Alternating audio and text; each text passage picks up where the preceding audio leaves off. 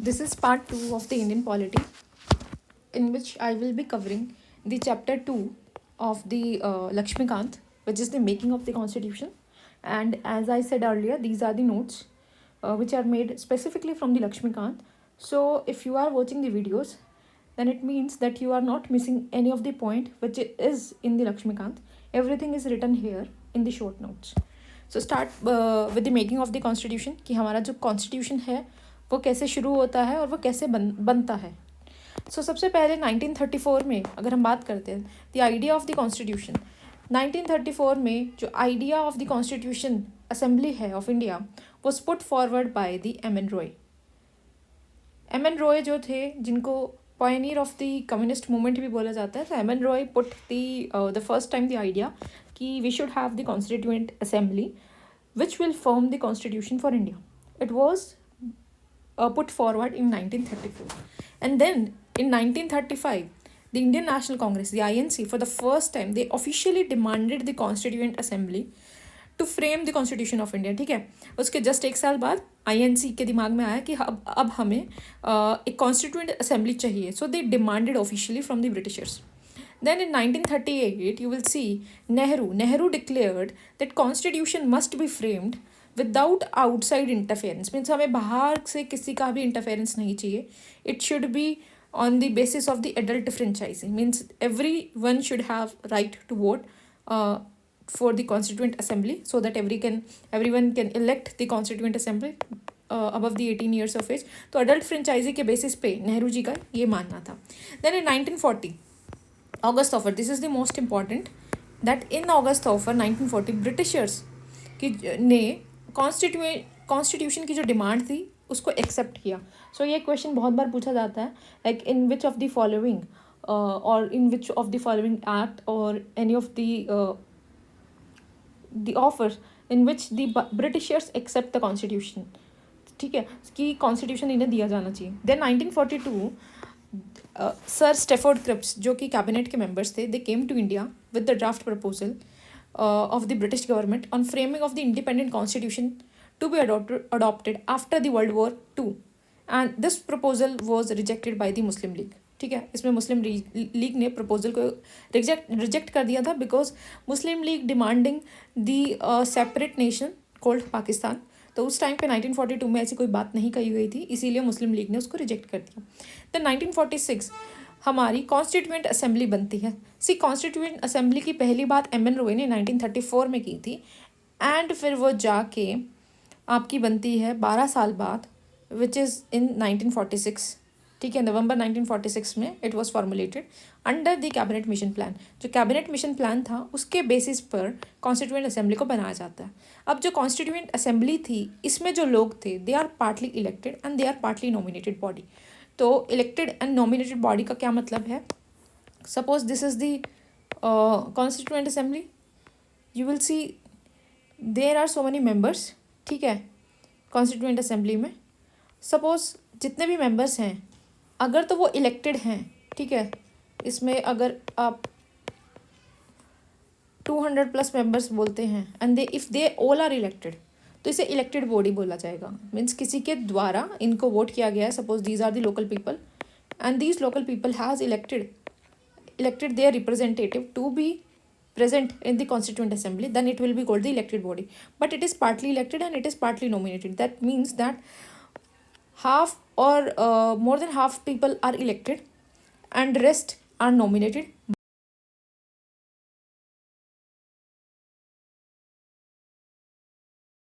रहते थे, उन लोगों ने अपना एक रिप्रेजेंटेटिव उनको दिया, प्रतिनिधित्व, जिसको नॉमिनेट करके दिया गया.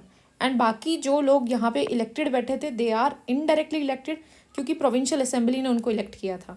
जो लोकल पीपल्स है, लाइक हम लोगों ने इलेक्ट नहीं किया. जैसे अभी के टाइम पे यू विल सी कि लेजिस्लेटिव असेंबली होती है, state legislative assembly.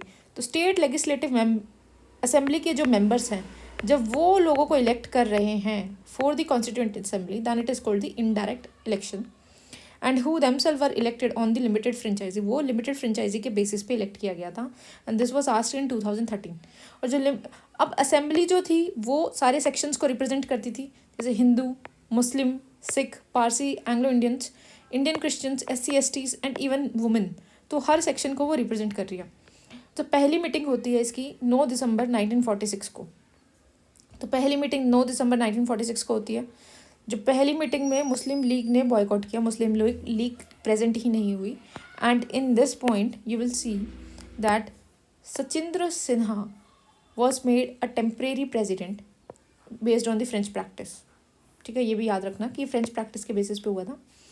Then on the 11th December, Rajendra Prasad was elected as a president of the assembly, and similarly we have H.C. Mukherjee and V.T. Krishnamachari as a vice president. It means that we have a two vice president at that moment, H.C. Mukherjee and V.T. Krishnamachari, and Rajendra Prasad was elected as a president, and Sachindra Sinha was a temporary president based on the French practice. Then on 13th December, Jawaharlal Nehru moved the objective resolution, that is the philosophy of the constitution, कि objective resolution क्या है, means हमारा constitution का जो है objective क्या रहेगा, that is the objective resolution, and it is clearly और it is reflected in the preamble. ठीक है, ये प्रीएम्बल में हमें देखने को मिलता है। देन 22 जनवरी 1947 रेजोल्यूशन को एक्सेप्ट किया गया यूनानिमसली। देन 3 जून 1947 में माउंट बेटन का प्लान आता है, एंड उसके बाद फिर इंडिया इंडिपेंडेंस एक्ट आता है 1947 में। Assembly was made fully sovereign body. ठीक है, अब वो सॉवरन बॉडी बन चुकी है, मीन्स अपने डिसीजन वो खुद से लेगी बिना किसी भी फॉरेन कंट्री पे डिपेंड हुए। And assembly also become the legislative body, means अब जो कॉन्स्टिट्यूएंट असेंबली थी अब वो दो तरीके से काम कर रही थी। ठीक है, वो कॉन्स्टिट्यूएंट असेंबली भी थी कि कॉन्स्टिट्यूशन बना रही है, and also it is a legislative body, means it is making the laws for India. ठीक है, and assembly became the first parliament of free India, और assembly जो थी वही हमारा पहला parliament बना। and whenever the assembly met as a constitutional body, it is chaired by the Dr. Rajendra Prasad। ये बात याद रखना कि जब जब कॉन्स्टिट्यूशन असेंबली कॉन्स्टिट्यूशन बॉडी बन रही थी, मीन्स जब वो कॉन्स्टिट्यूशन फ्रेम कर रही थी, तब राजेंद्र प्रसाद प्रिसाइड कर रहे थे, because Rajendra Prasad was the president. But जब ये लेजिस्लेटिव बॉडी बनी, जब ये कानून बना रही थी, लाइक जैसे लोकसभा है, तब it was chaired by the GV Mavlankar, because GV Mavlankar was the speaker. ठीक है, देन दीज टू फंक्शंस, ठीक है, 1949 तक ये फंक्शंस चलते हैं। और सबसे इंपॉर्टेंट चीज़ है कि कॉन्स्टिट्यूशन असेंबली जो है उन्होंने क्या चीज़ें अडॉप्ट की। तो अगर हम इसको क्रोनोलॉजिकली देखते हैं तो before independence it adopted the national flag, जो कि जुलाई 22 को अडॉप्ट किया 1947 में।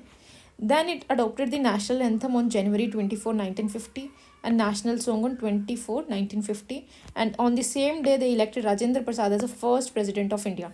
सो you will see here these three things are happening before the 26th January, 2 days before 1950, the Republic Day, जब हमने हमारा कॉन्स्टिट्यूशन इन्फोर्स हुआ था। And in May 1949 India's membership of commonwealth was ratified. ठीक है, तो सबसे पहले हमने फ्लैग लिया, then commonwealth, then anthem song and president. ठीक है, तो constitution as adopted on 26 November 1949, it contains, उस टाइम पे प्रीएम्बल था हमारे पास, 22 पार्ट थे एंड 395 आर्टिकल्स एंड 8 शेड्यूल्स, जो कि आज के टाइम पे अमेंड होके इंक्रीज हो गए हैं। प्लीज़ कमेंट डाउन कि आज के टाइम पे कितने पार्ट्स हैं, कितने आर्टिकल एंड कितने शेड्यूल्स हैं। ठीक है, and some provisions of the constituent pertaining to citizenship, election, provisional parliament, temporary and transitional provision and short title contain the article 5, 6, 7, 8, 9, 60 came into force on 26 November 1949। Means अगर आप देखें कि बहुत सारी ऐसी चीज़ें थी जो प्रोविजंस 1949 26 नवंबर को ही इन्फोर्स हो गई थी। ठीक है, मीन्स हमारा जो कॉन्स्टिट्यूशन था it was in force in November और जनवरी 26, 1950। ठीक है, ये पता है कि इस दिन हमारा कॉन्स्टिट्यूशन इन्फोर्स हुआ था, लेकिन जिस दिन हमने अडॉप्ट किया था 26 नवंबर 1949 को, उस दिन कुछ ऐसी प्रोविजंस थी जो उस टाइम पे इन्फोर्स हो चुकी थी, जैसे citizenship, election, provisional parliament, temporary and transitional provisions and कुछ शॉर्ट टाइटल्स। इसमें कुछ आर्टिकल्स हैं जो इन्हीं से रिलेटेड हैं, सिटीजनशिप से you will see 5, 6, 7, 8, 9। Then in 60 324 election से रिलेटेड है।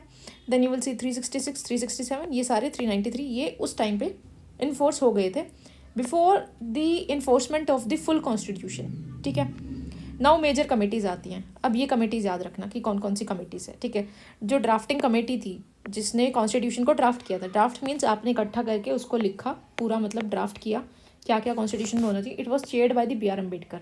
अब इसके भी मेंबर्स हमें पता होने चाहिए। ठीक है, ड्राफ्टिंग कमेटी जो थी 29 अगस्त 1947 को बैठी थी, जस्ट आफ्टर द इंडिपेंडेंस। ठीक है, 15 अगस्त को वी वर गॉट इंडिपेंडेंस 1947, उसके ही कुछ 14 डेज बाद you will C drafting committee बैठती है। इसमें B.R. अम्बेडकर थे जो कि चेयरपर्सन थे। Then you will see the N. Gopalaswami Ayyar, then Alladi Krishnaswami Ayyar, K.M. Munshi, then Syed Mohammad Saadulla, Madhav Rao, T.T. Krishnamachari. ठीक है, so these are the people in the drafting committee. ठीक है, ये नाम हमें पता होने चाहिए। उसके बाद you will see the steering committee. Steering committee was presided by the Rajendra Prasad. Then union power committee, it was presided by the Jawaharlal Nehru. So union का and union constitution committee, power committee Jawaharlal Nehru के पास थी। And provincial constitution committee it was under the Sardar Patel. And इसमें एक states committee भी है, वो भी आपकी जवाहरलाल नेहरू के अंडर है। ठीक है, ये इंपॉर्टेंट कमेटीज़ हैं जो आपको पता रहनी चाहिए। Then in the next video we will be doing the salient features of the constitution. So these are the basic the making of the constitution. And you should also know that जो constituent assembly हमारी बनी थी should comment down कि उसमें कितने members थे। ठीक है, एंड उसमें से कितने मेंबर्स जो थे वो इलेक्टेड थे और कितने मेंबर्स नॉमिनेटेड थे।